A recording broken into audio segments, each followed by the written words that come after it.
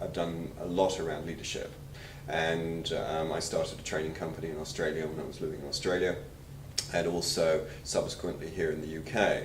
And I'm also used to working in the coaching environment with groups and also with individuals in relation to leadership, with leadership particularly, which is one of my passions. And whilst when I'm working with people, I use the skills that I've learned over the years from the healing environment.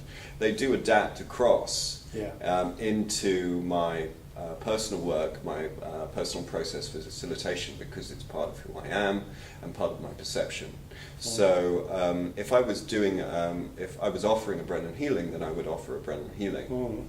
But in my one-to-one work, I combine both the work I've done in leadership, the energy work that I've learnt, and combine them together to bring almost to the client what I perceive the client needs.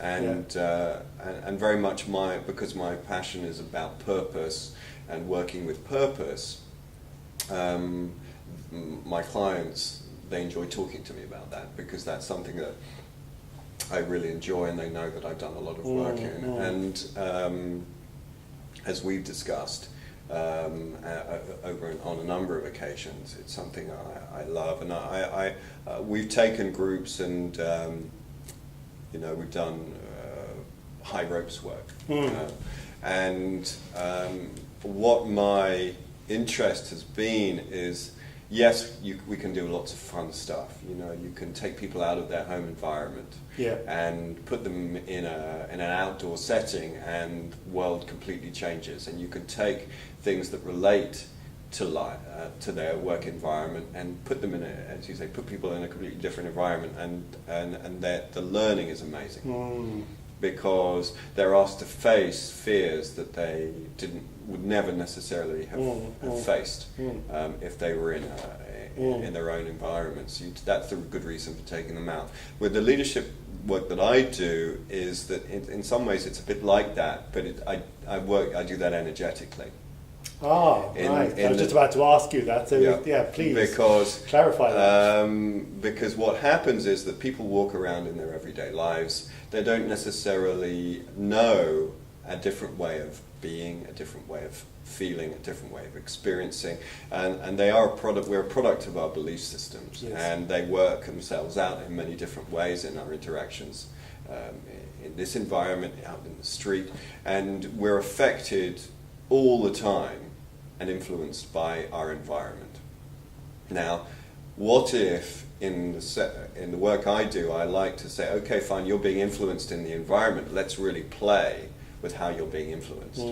And then we can take that in different ways. One of the ways is to really just have the experience in the body of how it really feels, because we're so used to the way we feel, there's no objectivity as to any other way of being.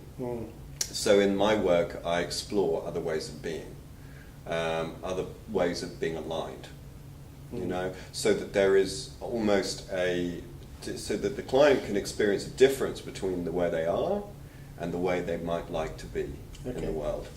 Now, another possibility is to explore why they are necessarily, why they are the way they are. And that's interesting work, and it's very useful work.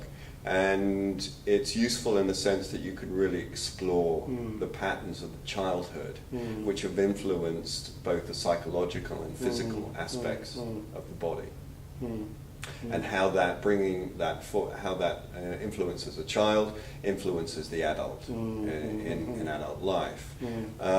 Though, in my experience through my own healing process, and the analysis is great, but actually looking to healing from that point of analysis is never going to get you out of the dynamic that you're actually working.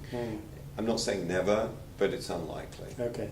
So what I perceive as the way that I work is that I want to support people to explore their energy system from a completely fresh and enlivening way, where they're connected to who they are.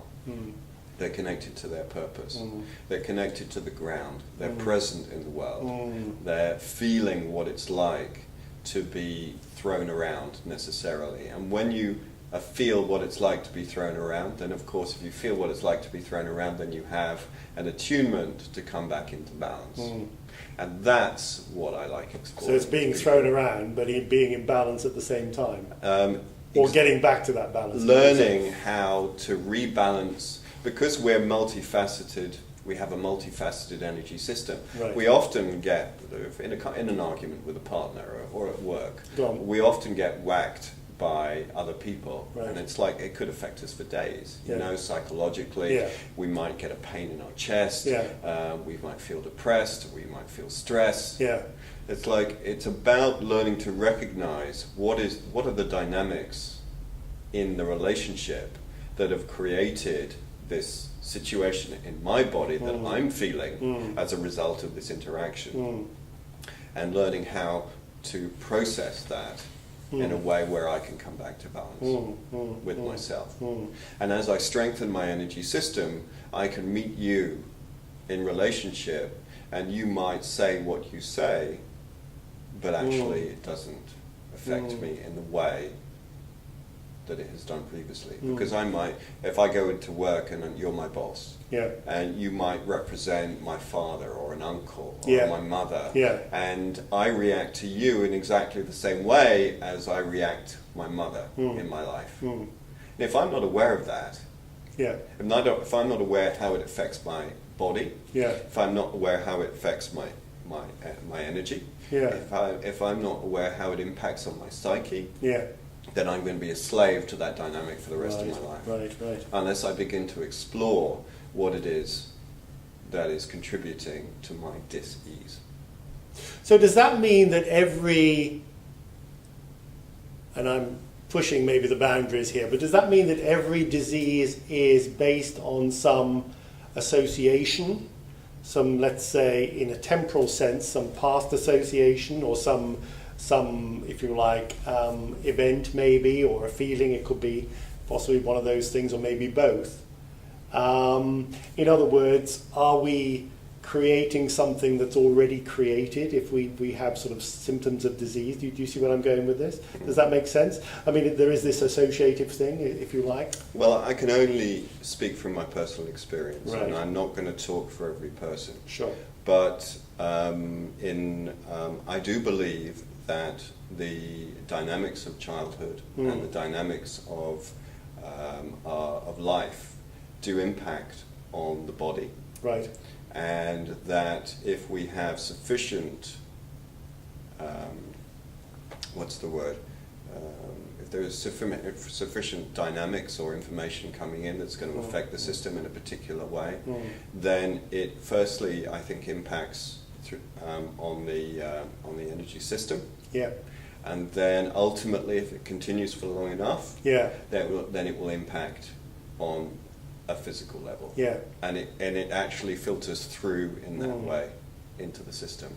Now, I can't speak for illnesses that are genetic, that are brought in as a child, because that's a whole different conversation, which I don't think is necessarily relevant to this. Perhaps we can come back to that, because I actually listened to something this morning which is interesting, which I hadn't heard before, in relation to sort of genetic illness. But can I ask you just quickly, do you believe we create our own reality?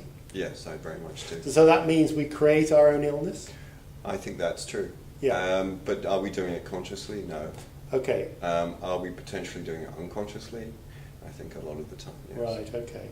And as I understand it, quite a few, well, some that I've read, certainly spiritual teachers say that, Barbara may even say this herself, I can't remember, that effectively there is no such thing as disease or illness. I mean, there is effectively either an emotional problem or a blockage, if you like, in the energy field, which is at some point is either part of our existing makeup, and that may be genetic, as you say, or it's something that we've picked up or taken on along the way, possibly during childhood, maybe during later years, and then that eventually becomes a physical symptom, or symptoms, I mean, can you comment on that? I mean, is that the way you see things Well, I think from that from your perspective? That outlines the model, which I really believe is in many ways is the way it is. Okay. Because that's what I was trying to say by